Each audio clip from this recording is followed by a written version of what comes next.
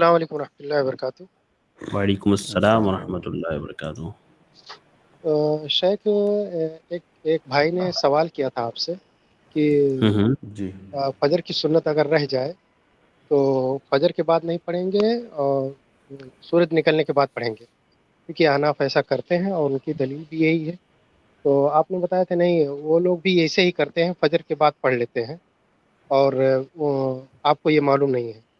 لیکن میں نے بھی دیکھا ہے اور ان کی کتاب میں پڑھا ہے کہ وہ لوگ فجر کے بعد فجر کے بعد سنت پڑھنے کو مکروہ کہتے ہیں اور طلوع فجر کے بعد افضل قرار دیتے ہیں۔ اور شیخ ابن باز رحمہ اللہ کا بھی یہی کہنا ہے کہ فجر کے بعد جائز ہے اور طلوع شمس کے بعد افضل ہے۔ تو اس میں سر شیخ آپ کیا کہیں گے؟ دیکھیے، مجھے نہیں معلوم ہے اس سے پہلے کیا بولا میں نے شاید یہ بولا ہوگا کہ مجھے پتہ نہیں ہے احناف کا عمل کس بات پر ہے، اور مجھے نہیں لگتا ہے کہ ایسا ان کا فتویٰ ہوگا، لیکن ہو سکتا ہے اگر آپ نے تحقیق کیا ہے ان کے مذہب کے بارے میں کہ وہ لوگوں کا عمل ایسا ہے تو آپ نے صحیح کیا ہوگا۔ ہم یہاں پر صرف راجح جو مسئلہ ہے، صحیح بات ہے، کتاب و سنت کی روشنی میں اور کتاب و سنت کے جو اصول ہیں ان کی روشنی میں ہم اس کی بات یہاں پر کرتے ہیں۔ دیکھیے، ایک آدمی فجر کی سنت فرض نماز سے پہلے نہیں پڑھ سکا کسی وجہ سے۔ کئی دفعہ ہوتا ہے آپ مسجد پہنچے تو جماعت کھڑی ہو چکی ہے، تو ایسی صورت میں آپ جماعت میں داخل ہو جاتے ہیں، آپ کی فجر کی 2 رکعت سنت رہ گئی۔ اب سوال یہ ہے کہ یہ 2 رکعت سنت جو اس کی قضا ہو گئی ایک عذر کی بنیاد پر، اس کو کیا کرے گا؟ فرض نماز کے بعد پڑھ لے گا یا انتظار کرے گا کہ سورج طلوع ہو جائے اس کے بعد پڑھے؟ سوال یہ ہے۔ اس کا جواب یہ ہے، سیدھا سا جواب، کہ فرض نماز کے بعد وہ یہ 2 رکعت سنت پڑھ لے گا۔ جو لوگ کہتے ہیں کہ نہیں پڑھے گا یا سورج نکلنے کے بعد پڑھنا افضل ہے، وہ دلیل کیا دیتے ہیں؟ وہ یہ کہتے ہیں، یا یہ کہتے ہوں گے شاید اگر انہوں نے آپ سے بتایا ہو تو، اللہ کے نبی صلی اللہ علیہ وسلم کی ایک حدیث ہے کہ فجر کے بعد نماز مت پڑھو، فجر کے بعد اس وقت تک کوئی نماز نہ پڑھو جب تک سورج طلوع نہ ہو جائے۔ تو فجر کی فرض نماز پڑھنے کے بعد وہ اس لیے فجر کی 2 رکعت سنت کو پڑھنے سے منع کر رہے ہیں۔ لیکن اللہ کے نبی صلی اللہ علیہ وسلم کی اس حدیث کا یہ مطلب نہیں ہے کہ فجر کے بعد نماز نہ پڑھو تو کوئی نماز نہیں پڑھ سکتے۔ فجر کے بعد آپ کوئی بھی سببی نماز پڑھ سکتے ہیں۔ جیسے مثال کے طور پر فجر کی نماز کے بعد جنازے کی نماز کوئی پڑھ رہا ہے، پڑھ سکتا ہے۔ فجر کی نماز کے بعد وہ مسجد میں داخل ہوا، 2 رکعت تحیۃ المسجد پڑھ رہا ہے، پڑھ سکتا ہے۔ فجر کے بعد وہ طواف کر رہا ہے، طواف سے فارغ ہو رہا ہے، طواف کے بعد کی جو 2 رکعت ہے اس کو پڑھ رہا ہے، پڑھ سکتا ہے۔ فجر کے بعد اس کو اچانک یاد آیا، یار کل تو میں عشاء کی نماز پڑھا ہی نہیں تھا، ایسے سو گیا تھا، مطلب بھولا ہوا تھا۔ فرض کر لیں سپوز اس کو بھولا ہوا تھا کہ کل میں عشاء کی نماز نہیں پڑھا تھا، فجر کے بعد اس کو یاد آیا، اب یہ اس کی گویا کہ قضا نماز ہے۔ تو ہر وہ نماز جس کا کوئی سبب ہے وہ نماز پڑھ سکتے ہیں، بغیر سبب کے کوئی نفلی نماز نہیں پڑھ سکتے فجر کے بعد۔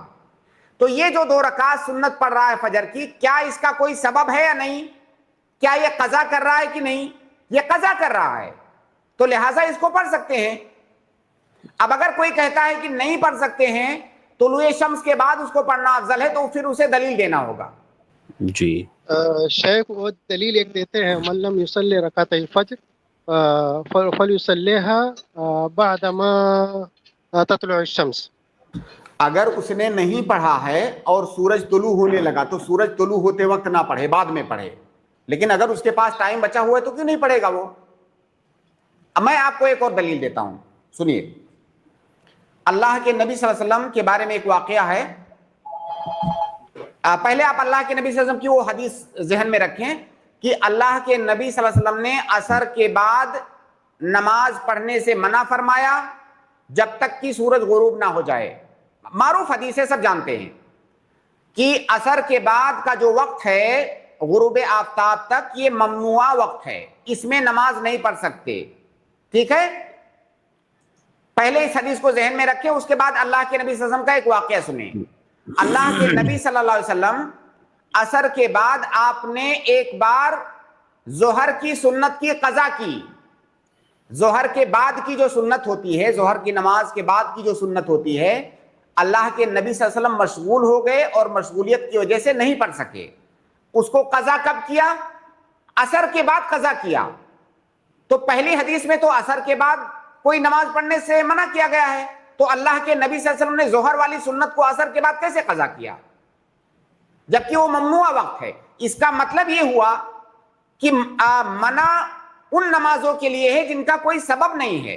اگر کسی نماز کوئی سببی نماز ہے تو وہ ممنوع نہیں ہے, کیونکہ اللہ کے نبی صلی اللہ علیہ وسلم کا یہ فعل اس بات کی دلیل ہے کہ آپ نے عصر کے بعد ظہر کی سنت کی قضا کی.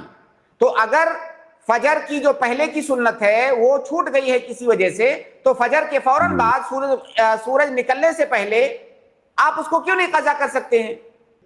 شیخ کر سکتے ہیں, کیونکہ شیخ ابن باز رحمہ اللہ کا بھی یہی فتویٰ ہے کہ یہ جائز ہے, لیکن طلوع شمس کے بعد افضل ہے. اور وہ دلیل یہ بناتے ہیں کہ من لم یصلی رکعتي الفجر فلیصلیها بعد ما تطلع الشمس. بہرحال یہ شیخ کی رائے ہے. اس کا میں سمجھتا ہوں اس کا معنی یہ ہے کہ اگر سورج طلوع ہو رہا ہے تو پھر سورج طلوع ہونے کے بعد پڑھو, کیونکہ آپ نے اب تک نہیں پڑھا, اور اگر سورج طلوع نہیں ہوا ہے تو ابھی آپ کے پاس وقت ہے, آپ پڑھ سکتے ہو. جی وہ افضل پہ معمول کرتے ہیں کہ پہلے جائز ہے, بعد میں افضل. طلوع شمس کے بعد افضل ہے. جائز تو وہ بھی کہہ رہے ہیں کم از کم. جی نہیں احناف لوگ جائز نہیں کہا, احناف لوگ مکروہ کہتے ہیں فجر کے بعد. احناف لوگوں کا دیکھیے, احناف لوگوں کا مسئلہ یہ ہے نا, احناف جب احناف کی بات کریں یا کسی بھی مقلد فرقے کی بات کریں تو دلیل کی بات کریں ہی نا. دلیل کا مسئلہ ہوتا تو سینکڑوں ایسے مسائل ہیں جن میں رجوع کر چکے ہوتے اب تک وہ لوگ. اسی لیے آپ احناف کو دیکھیں گے فجر کی نماز میں نے دیکھا ہے کہ ادھر جماعت کھڑی ہے, کوئی آدمی داخل ہو رہا ہے مسجد میں, جلدی 2 رکعت پہلے سنت پڑھتا ہے, ادھر جماعت کھڑی ہوئی ہے, جبکہ اللہ کے نبی صلی اللہ علیہ وسلم کیا کہتے ہیں کہ اذا اقیمت الصلاۃ فلا صلاۃ الا المکتوبہ, جب نماز کھڑی ہو جائے, جماعت کھڑی ہو جائے تو اس فرض نماز کے علاوہ کوئی دوسری نماز نہ پڑھیں. اور وہ جلدی فجر کی سنت پڑھ رہے ہوتے ہیں, کیونکہ انہیں پتا ہے کہ وہ بعد میں نہیں پڑھ سکتے, پھر اس کو جو ہے سورج طلوع ہونے کے بعد لے جانا پڑے گا, شاید اس لیے وہ لوگ جلدی پہلے پڑھتے ہیں. تو شیخ اس حدیث کو کس پہ معمول کریں گے جو ابھی میں نے پڑھی ہے؟ میں نے بتایا اس حدیث کو, جب آپ کے پاس وقت نہیں بچا, سورج طلوع ہو رہا ہے, تو سورج طلوع ہوتے وقت نہیں پڑھیں گے.